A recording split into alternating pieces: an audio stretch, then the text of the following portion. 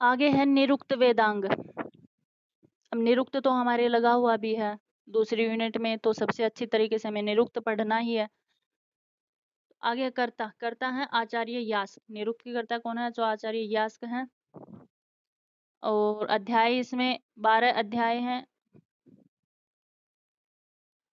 चलो, कर्ता है इनके आचार्य यास्क और अध्याय है इसमें 12 अध्याय निरुक्त में माने जाते हैं और 2 अध्याय ऐसा बोला जाता है परिशिष्ट भाग में जोड़े गए हैं, तो कुल मिलाकर के निरुक्त में 14 अध्याय हो जाते हैं। एक बार 2018 में प्रश्न आया था कि निरुक्त में परिशिष्ट भाग को छोड़ करके कितने अध्याय हैं, तो अगर छोड़ करके गिना जाएगा तो 12 अध्याय हैं और अगर परिशिष्ट भाग को मिला दिया जाएगा तो निरुक्त में 14 अध्याय हैं। अगर आपसे कोई सीधा सीधा पूछे कि निरुक्त में कितने अध्याय हैं तो 14 अध्याय हैं, वैसे परिशिष्ट भाग को छोड़कर पूछे तो 12 अध्याय हैं। आगे है निरुक्तम श्रोत्रम उच्यते। निरुक्त वेद पुरुष का श्रोत्र कहा जाता है, अर्थात वेद रूपी पुरुष के कान कहे जाते हैं।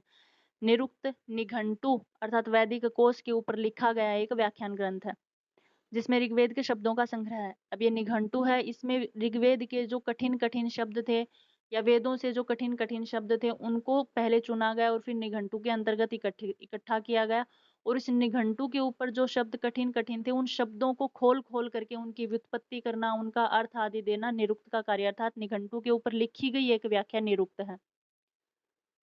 निरुक्त में प्रारंभिक 3 अध्याय नैघंटुक कांड कहे जाते हैं और 4, 5 और 6 ये 3 अध्याय हैं, ये नैगम कांड के नाम से जाने जाते हैं और अंतिम जो 6 अध्याय हैं अर्थात 7वें अध्याय से लेकर के 12वें अध्याय तक दैवत कांड के नाम से जाना जाता है।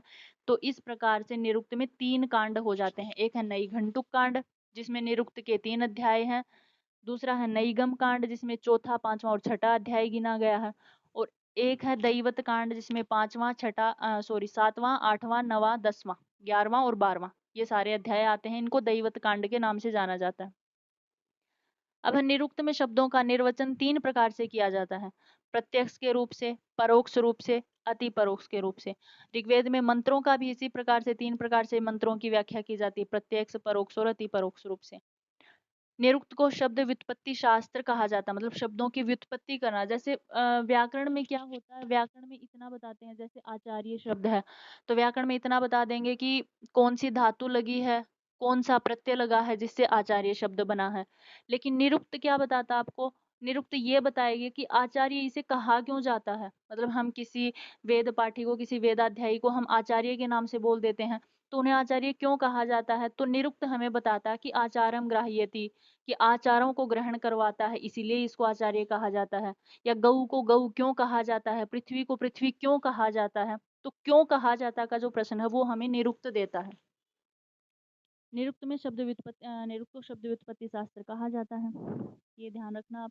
आगे है निरुक्त के नैगम कांड को एक पदिक कांड भी कहा जाता है। हमने पीछे पढ़ा था दूसरा जो कांड था जिसके अंतर्गत चौथा, 5वां और 6ठा अध्याय आते हैं निरुक्त के, तो उस नैगम कांड को ही दूसरे एक नाम से जाना जाता है, एक पदिक कांड से।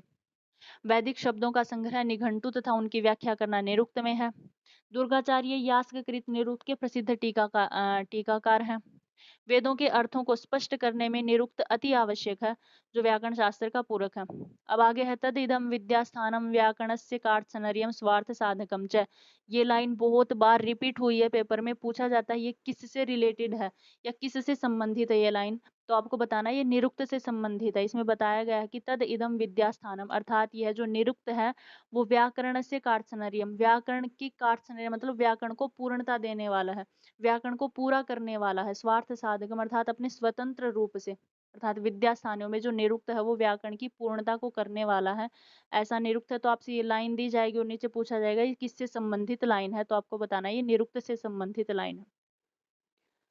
आगे ये भी आई है नेट में, अर्थावबोधे निरपेक्षतया पदम जातम यत्रोक्तम किम, ऐसा पूछा जाता है तो तद निरुक्तम, अर्थात जहाँ पर अर्थावबोधे अर्थों का बोध होता है निरपेक्षा बिना किसी अपेक्षा के, पदम जातम जहाँ पर पदु इत्यादि का बोध होता है उसको हम निरुक्त कहते हैं, ऐसा सायणाचार्य ने एक लक्षण में लिखा है।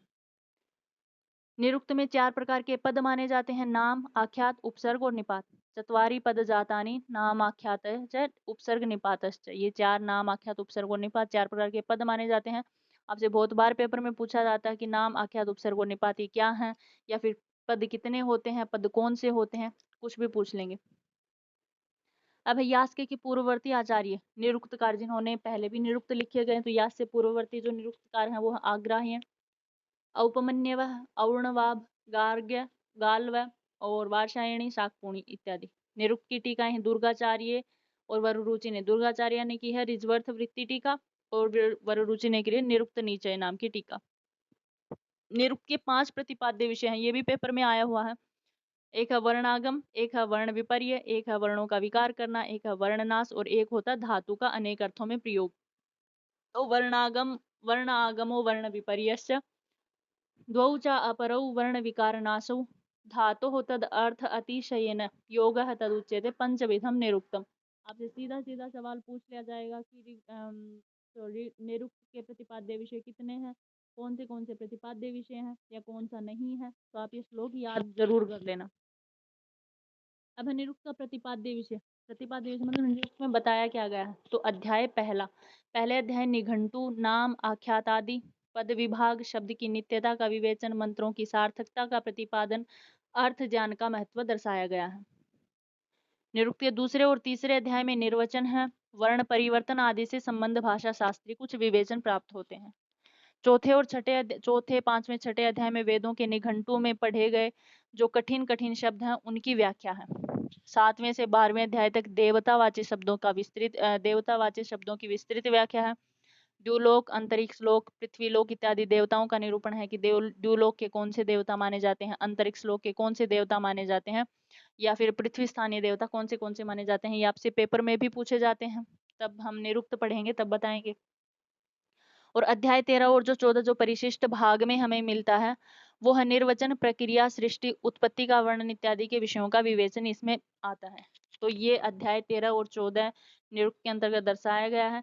तो ये था आपका निरुक्त का छोटा सा विस्तृत विवेचन, क्योंकि हमें वेदांग में इतना ही पढ़ना है। वेदांग साहित्य का मतलब मोटा मोटा परिचय पढ़ना, तो वेदांग के अंतर्गत हमें निरुक्त है, तो निरुक्त का भी हमें मोटा मोटा परिचय पढ़ना है। यहाँ से आपको प्रश्न जरूर आएगा, तो आपको ये सब जरूर जरूर जरूर याद रखना है।